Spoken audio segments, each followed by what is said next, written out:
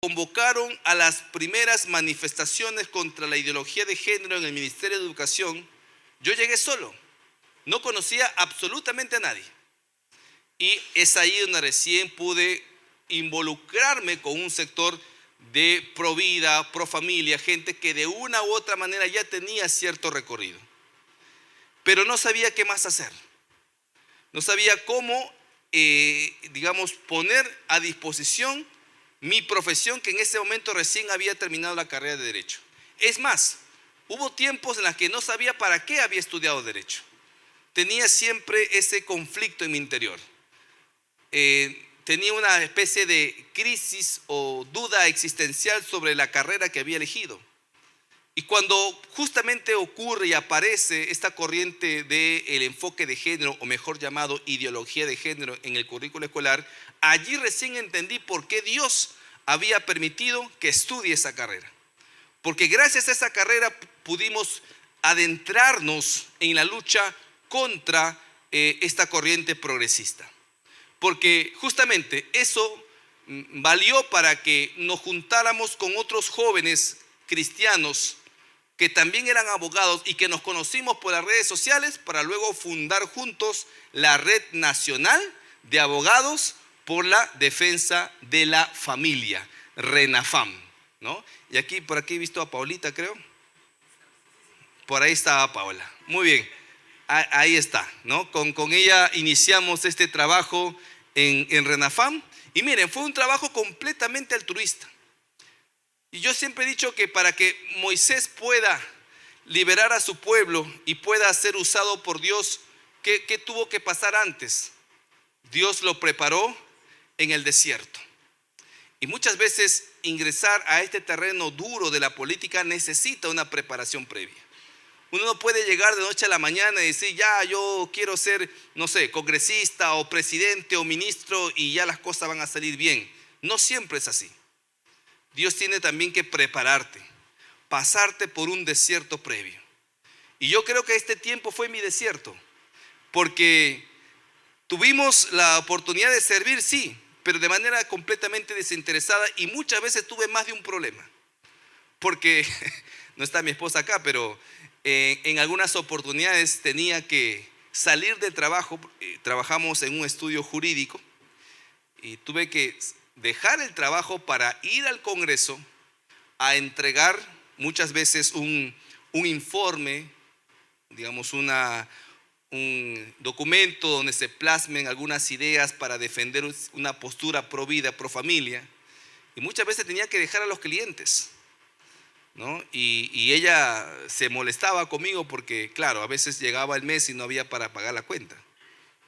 Y entonces nosotros hicimos este trabajo durante mucho tiempo sin pedirle un sol a nadie, porque entendíamos que este trabajo no podía empañarse o comprometerse de alguna u otra forma con algún benefactor, a pesar de que se trate de una iglesia que quisiera apoyarnos. Lo hicimos de manera completamente gratuita y desinteresada. Asistimos muchas veces a debates académicos, incluso a medios de comunicación que nos abrían las puertas, porque en ese tiempo, año 2016, año 2017, había mucho interés de los medios de comunicación por escuchar estos debates contra la ideología de género. Y allí estábamos, al pie del cañón. Y todo ese tiempo fue un tiempo de aprendizaje, porque es ahí donde llegaron los primeros insultos. Y es que cuando uno se involucra, es ahí donde piensan atacarte. Por eso hay jóvenes que a veces no quieren, ¿no?, aparecer, no quieren adentrarse porque justamente le tienen miedo al estigma, al insulto, al ataque. Y la verdad que en un primer momento también me empezaba a afectar. Yo nunca había sido insultado de esa manera. Pero justamente ahí es donde uno recuerda la palabra de Dios cuando dice el texto que el amor echa fuera el temor. Y que cuando hay amor no puede haber miedo. ¿Por amor a quién? Amor a la verdad, amor a Dios, amor al prójimo, amor a los niños, amor a la familia. Entonces, si realmente uno ama estas cosas, uno no puede sentir temor. Y así, de a poco comenzamos a vencer el temor. Porque claro, somos seres humanos, nos afecta. ¿Quién dice que no nos afecta? Nos afecta. Muchas veces la familia afecta tu espíritu, tu alma, pero es ahí donde viene la palabra de Dios que reconforta y nos permite continuar. Y justamente este desierto me ayudó muchísimo a prepararme, a capacitarme, a entender que el insulto empieza ahí donde ya no hay argumentos y que el servicio que uno tiene que dar lo tiene que, digamos, ofrecer de manera desinteresada. Y es por esa razón es que Renafán comenzó a crecer. Y muchas veces nos abrieron las puertas de diferentes organizaciones. Ya empezaron a invitarnos a algunos eventos. Empezamos a liderar algunas marchas. Y así, de a poquito, de a poquito, de a poquito. Y cuando llegó el tiempo, cuando llega el momento exacto, pues ya nosotros sentíamos que era el tiempo de dar un paso más. Y sin buscarlo, sin imaginarnos en ningún momento que algún día yo sería congresista, nos involucramos en este activismo pro vida y pro familia, hasta que en un momento me llamaron y me dijeron: Alejandro, es momento que te presentes. Siguiente, por favor. Siguiente, por favor. Entonces es ahí donde viene este llamado. Ya viene la incursión en la política.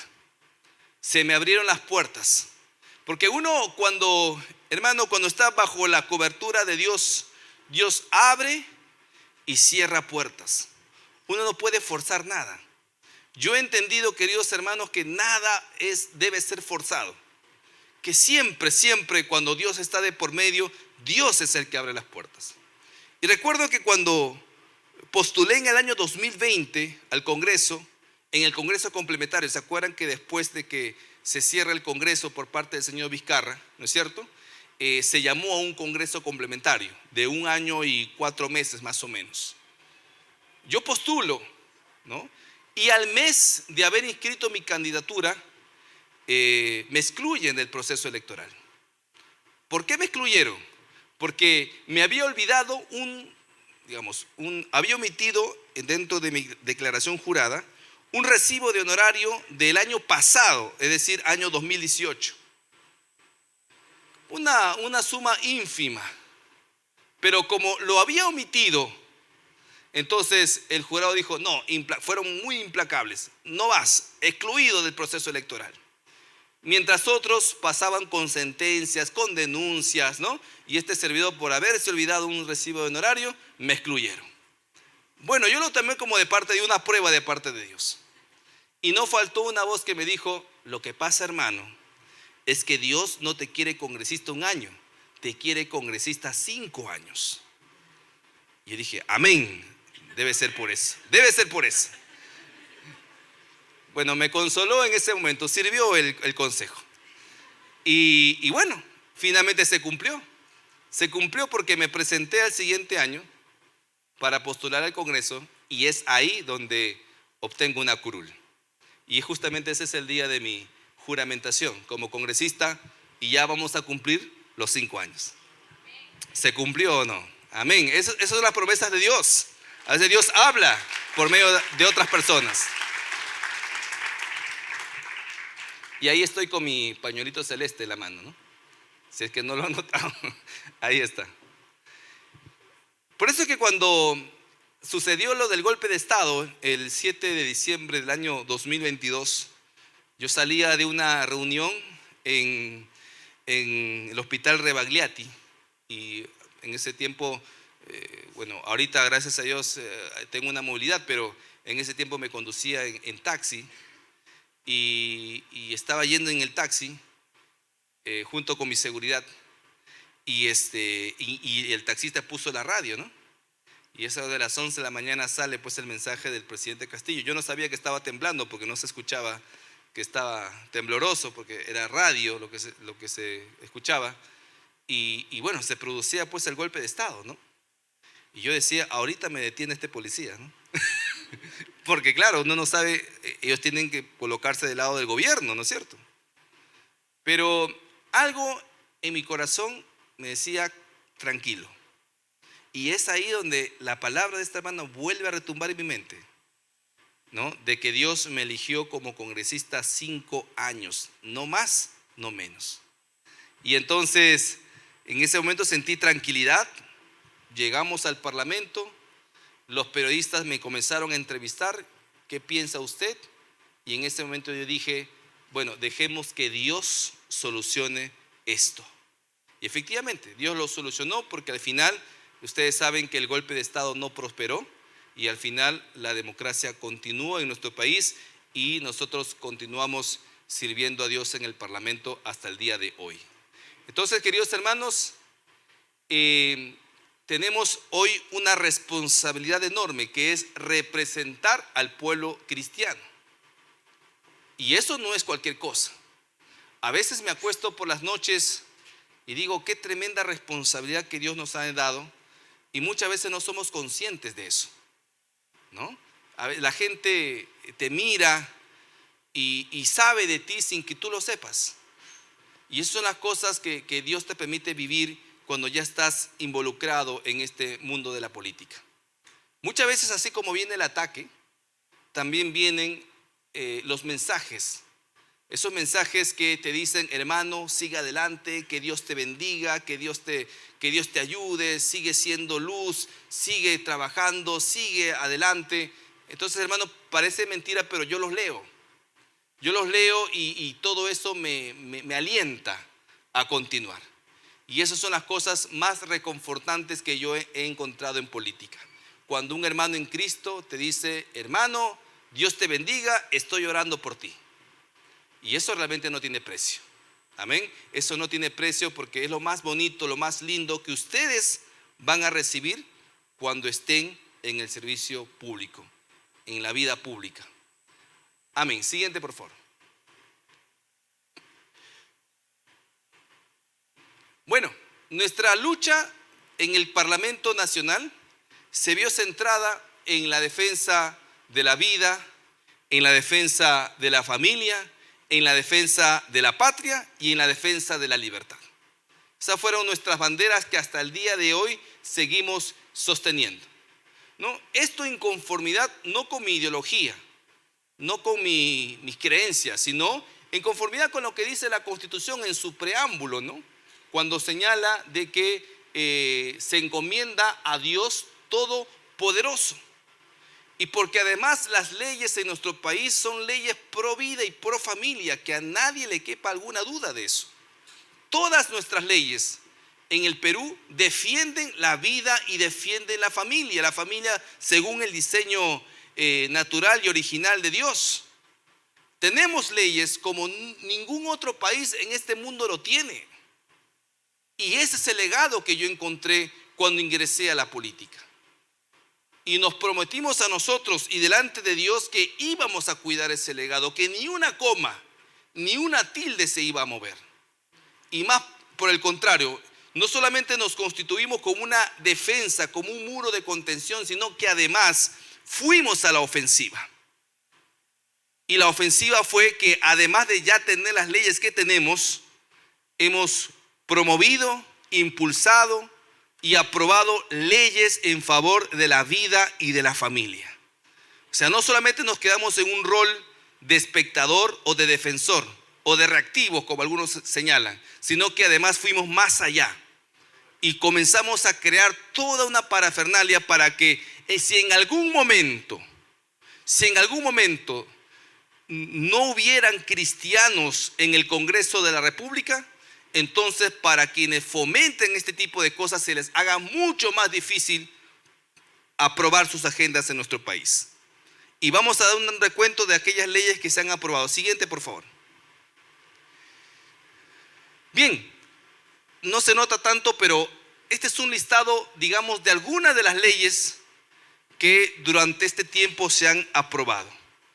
Y es que, estimados hermanos, jóvenes, amigos, tiene usted que ser muy consciente de que el Perú es un país bendecido por Dios. Es un país que Dios ha guardado para estos últimos tiempos. Y yo confío que Perú sea una de esas naciones que Dios ponga a su derecha. Porque la Biblia dice, ¿no?, que cuando Cristo venga, Él pondrá naciones a su izquierda y a su derecha. y por la palabra de Dios sé que van a haber naciones que no se van a doblegar a la parte, digamos, a todo lo que desde las tinieblas hoy se diseña para luego destruir la moral, destruir la verdad y perseguir su palabra. Y digo que estamos viviendo en una nación bendita porque a pesar de nuestras limitaciones, a pesar de las crisis que podamos tener como país a nivel político, a nivel económico, no tenemos en nuestro país crisis moral. Somos un bastión pro vida y un bastión pro familia en el mundo entero. En la región, Perú y Paraguay son los dos países que han resistido durante todo este tiempo a la ideología de género. Son los países que están invictos hasta este momento. En el Perú no se ha aprobado el aborto. En el Perú no se ha aprobado el matrimonio homosexual. En el Perú no se ha aprobado la identidad de género. En el Perú no se ha aprobado la eutanasia. En el Perú no se ha aprobado la ley de vientres de alquiler. En el Perú no se ha aprobado la ley de los crímenes de odio. Ninguna de esas leyes que en los países vecinos ya viene causando estragos. El Perú sigue siendo un país invicto. Y eso es porque primero Dios nos ha guardado y segundo es porque ha habido una sinergia en el Perú. Las autoridades junto con la ciudadanía han actuado rápidamente. Por ejemplo, cuando se aprobó el proyecto de unión civil en la Comisión de Justicia, por un solo voto, nos ganaron por un solo voto, inmediatamente la iglesia reaccionó y realizamos una marcha multitudinaria a los pocos días de haberse aprobado. Y cuando después a los congresistas que votaron a favor les preguntaron si iban a votar a favor de la unión civil cuando esto se discuta en el pleno, varios de ellos dijeron no, ahora voy a votar en contra. ¿Por qué? Porque vieron que la gran mayoría de peruanos abrazamos la vida y defendemos la familia. De eso se trata, demostrar que el Perú es un país pro vida. Y si no lo vencemos por la fuerza de los votos, lo vencemos con la presión de la gente, hermano. Pero lo importante es que siempre nos vean fortalecidos, siempre nos vean unidos. Y eso no se tiene que deteriorar, de ninguna manera. Dios sabe por qué hasta este momento son solo pocos los pro vida que hay en el Parlamento.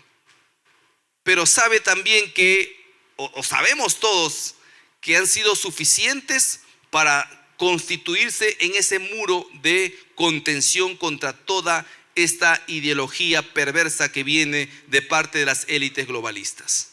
Y esto me hace recordar a Gedeón, ¿no es cierto? Y su ejército, que fue suficiente para derrotar al enemigo. Pero espero realmente que no sigamos siendo tan pocos en el próximo Parlamento. Que ojalá que podamos ser más. Y si no es para este congreso, para el siguiente. Pero la idea, jóvenes, es que ustedes son ahora los llamados para asumir la batuta. Ustedes tienen que prepararse para que sean los próximos congresistas, los próximos ministros, quienes van a defender la vida y la familia. Amén. Entonces, hay algunas leyes aquí que hemos traído para que los puedan apuntar. Son leyes que ya están vigentes en nuestro país, que hoy rigen en nuestra legislación nacional, como por ejemplo la ley 31.498 que impulsa los materiales educativos.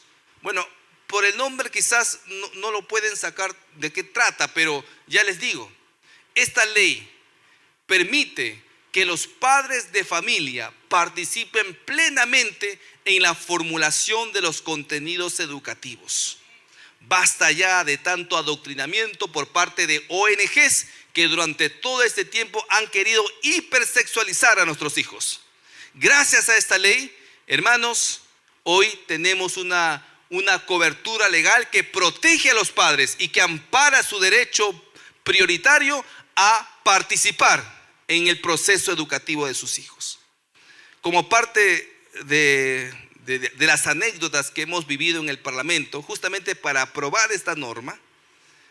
En ese tiempo se estaba discutiendo, no sé si ustedes recuerdan, la ley de la SUNEDU, ¿no?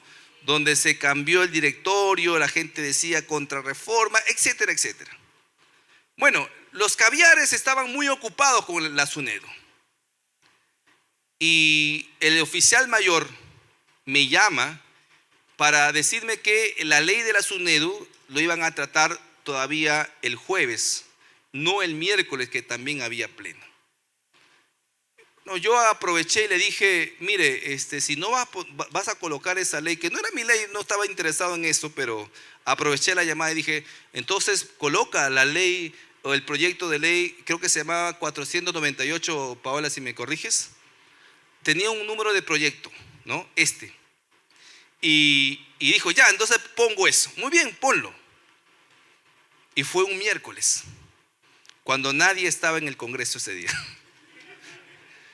O sea, los caviares estaban tan ocupados en la SUNEDU que no se habían dado cuenta que había una ley que precisamente le estaba quitando terreno a las ONGs dentro del campo de la educación.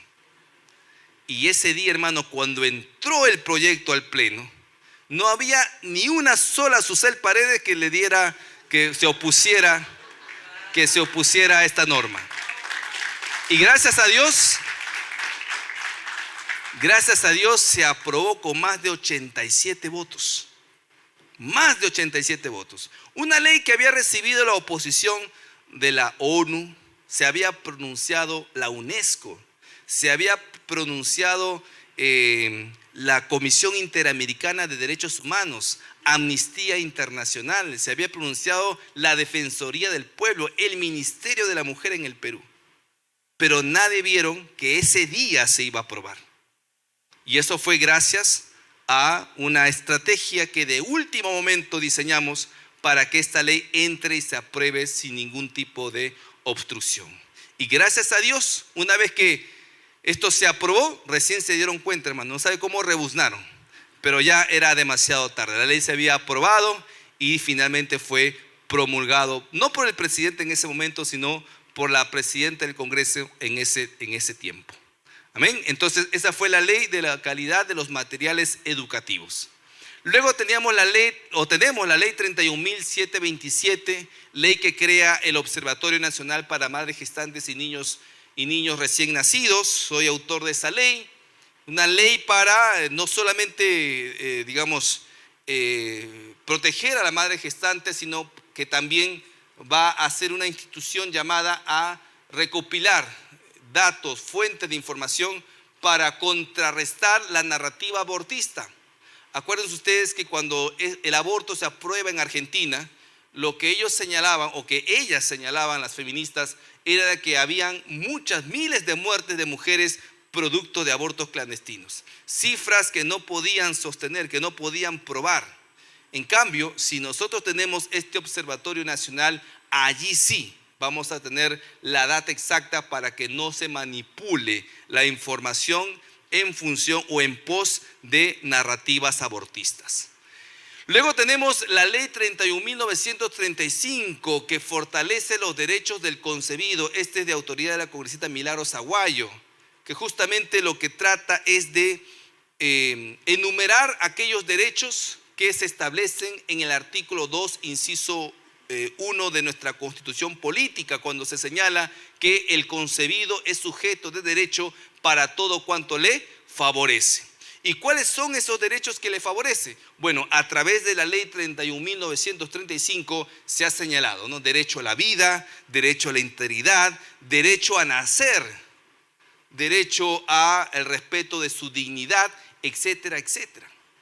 Entonces, si se dan cuenta, abortista que venga al Congreso la va a tener bien difícil, porque se ha creado todo un andamiaje pro vida, de las que ya teníamos y de las que hoy ya contamos con la gracia de Dios. Tenemos la ley 32.03 que elimina el lenguaje inclusivo en textos escolares. Esto es de autoría de la congresista Milagros Aguayo. La ley 32.153, la que aparece precisamente acá, fue una noticia internacional, ya que ustedes recordarán que en el año 2017, la Corte Interamericana, absolviendo una consulta del país de Costa Rica, señaló en una opinión consultiva que el matrimonio homosexual es un derecho humano y que todos los países de la región tienen que aprobarlo. Esto, que obviamente significó un duro golpe para la causa pro vida y pro familia, fue luego replicado en nuestro país a través de un caso, precisamente de la congresista Susel Paredes, quien se había casado, ¿no es cierto?, con su pareja mujer en México, y quiso que se reconozca su llamado matrimonio homosexual aquí en nuestro país. No faltó un juez que le dio la razón en primera instancia, justamente apelando a esta decisión de la Corte Interamericana de Derechos Humanos. Porque existe, deben saber ustedes, el llamado control de convencionalidad, que no es otra cosa que una especie de sometimiento jurídico y político a las decisiones de un órgano internacional como la Corte Interamericana.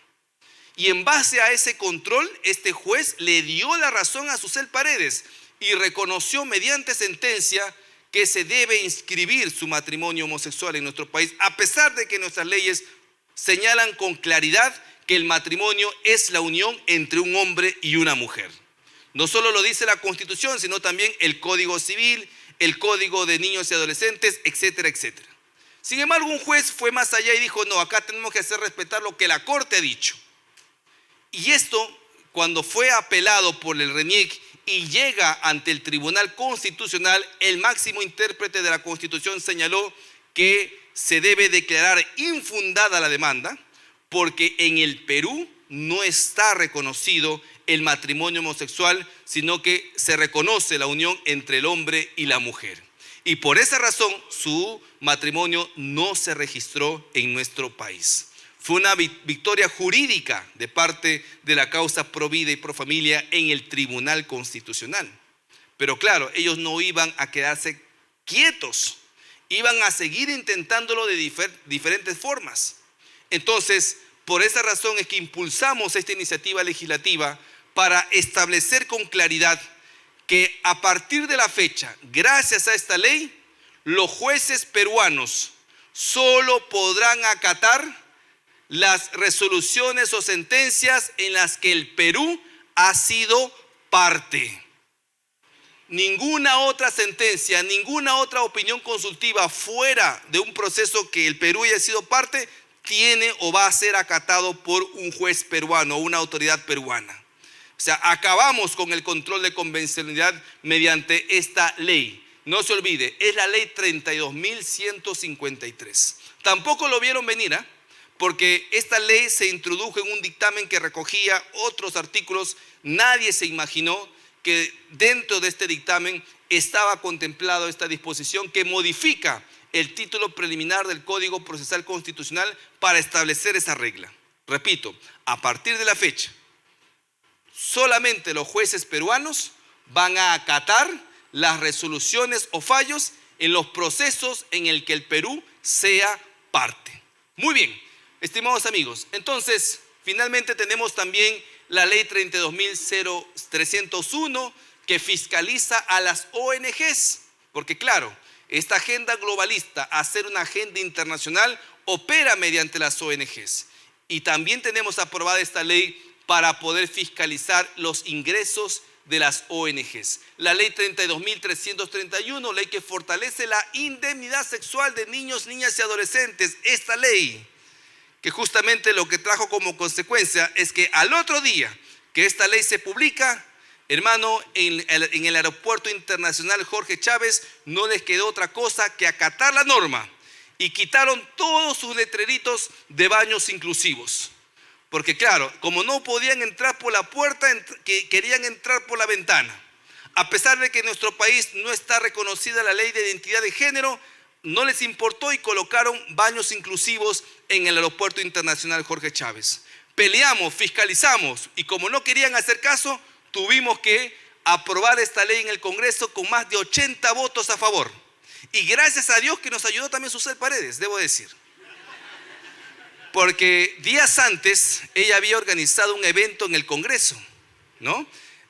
Organizó un evento en el Congreso donde se miró, ¿no? Se pudo observar un video donde ella misma llevaba a los hombres que se autoperciben mujeres a los baños de mujeres, que también es utilizado por escolares que visitan el Parlamento. Entonces, esto causó indignación. Y dije, oportunidad, ahora es el momento. Aprovechamos esa corriente de indignación y dijimos, muy bien, estimados congresistas, ustedes saben lo peligroso que es que hombres que se autoperciban mujeres ingresen a los baños de niñas, adolescentes y mujeres. Por eso hemos traído esta propuesta legislativa. Y finalmente, queridos hermanos, esta ley se aprueba. Y a partir de la fecha, en nuestro país, los baños públicos solo son para hombres o para mujeres. No hay más, hermano.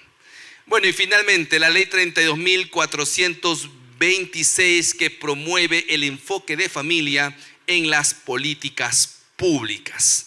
Volvemos a poner a la familia en el centro de todas las políticas públicas. Hace rato era esto, hermano, y gracias a Dios, en los tiempos de Dios, todo es perfecto. Amén. Y ahí está la ley. Y estas son algunas de las leyes en realidad. Fueron mucho más que por la gracia y la misericordia de Dios pudimos aprobar en el Parlamento. Siguiente, por favor. Bueno, ya las estrategias comunicacionales, ustedes saben que no tengo, todo un andamiaje o equipo en redes sociales. Quienes quieran saber sobre el trabajo que realizamos, lo único que debe hacer, hermano, es buscarme en Facebook, buscarme en el TikTok, en Instagram, y ahí nos van a encontrar, el trabajo que venimos realizando. Así que tenemos que incursionar en las redes sociales. Pero también, si alguien quiere escucharme, ¿no? Tengo un programa de radio de lunes a viernes, 8:30 a 9 de la mañana, en Radio Betel, Cuestión Previa, ¿ya? Para los que quieran un poquito saber sobre la coyuntura política nacional desde un enfoque cristiano, pro vida y conservador. Entonces, queridos hermanos, amigos, jóvenes, hasta aquí mi participación. Espero haber sido de bendición para ustedes. Espero que Dios siga utilizando sus vidas y ya lo saben. Si usted está aquí sentado es porque tiene un llamado. No lo dude, a seguir alimentando ese fuego que Dios ha puesto en el corazón de cada uno, porque los necesitamos a todos. Vaya que los necesitamos. Que Dios le bendiga enormemente. Muchas gracias. Un fuerte aplauso para el congresista Alejandro Muñante.